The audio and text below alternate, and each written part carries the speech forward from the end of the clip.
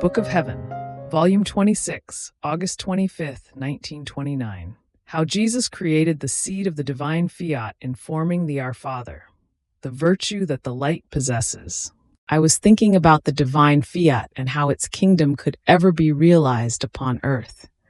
It seemed impossible to me. First, because there is no one who occupies himself with making it known, and if anything is said or planned, it all resolves into words. While facts are, oh, how far away, and who knows which generation will have the good of knowing what regards the knowledges about the divine will and its kingdom. Second, it seems to me that the earth is unprepared, and I believe that in order to have such a great good, that the kingdom of the divine will, its knowledges, dominate the earth, who knows how many prodigies will precede it. But while I was thinking about this and other things, my sweet Jesus moved in my interior and told me, "My daughter, you must know that my coming upon earth and everything I did in redemption, my very death and resurrection, was nothing other than preparatory act for the kingdom of my divine will.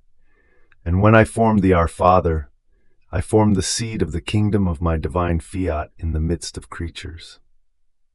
And if, when I speak, I create and I make the greatest, most beautiful and marvelous works come out of nothing, much more so when, with the empire of my speaking prayer, I have the virtue of creating what I want. Therefore the seed of the kingdom of my will was created by me in the act of my praying, as I formed and recited the Our Father. And if I taught it to the apostles, it was so that the church, by reciting it, might water and fecundate this seed, and they might dispose themselves to model their lives according to the dispositions of my divine fiat.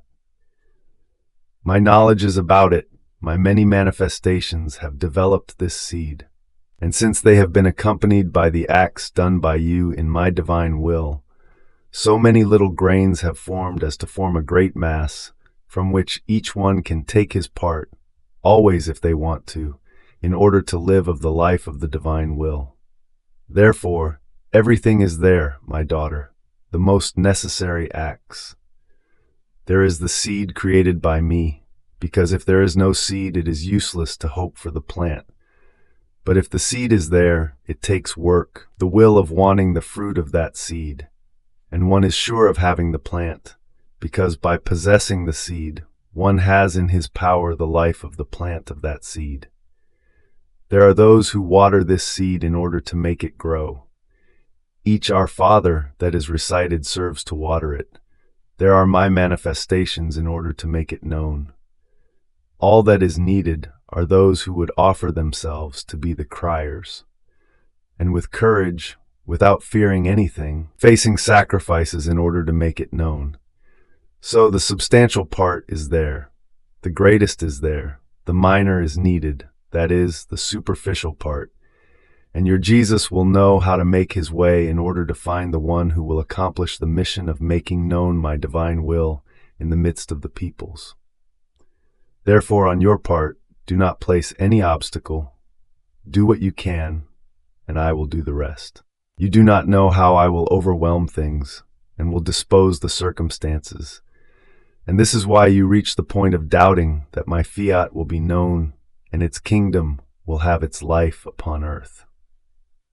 Then I abandoned all of myself in the divine volition in order to follow its acts, and my sweet Jesus added, My daughter, one who places himself in the unity of my will, places himself in the light, and just as the light has the virtue of descending down below and of laying itself like a mantle of light over each thing it invests, so it has the virtue of rising up high and of investing with its light that which is up high. In the same way, one who places himself in the light of my fiat, in its unity of light, with his acts descends down below to all generations, and with his acts of light he invests everyone in order to do good to all. And he rises up high and invests the whole of heaven to glorify all.